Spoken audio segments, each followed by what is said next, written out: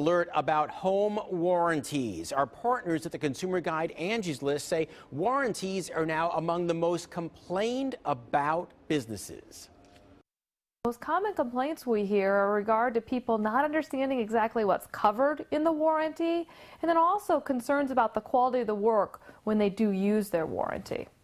Many homeowners purchase home warranties to protect themselves against major breakdowns. But Angie's List says they've been getting more and more complaints about warranties not covering certain repairs. Also, poor quality work when something's finally done. Angie says ask questions before you buy a warranty, specifically about what the contractor will be doing and who will be doing the work. You see one of those many complaints right there on your screen.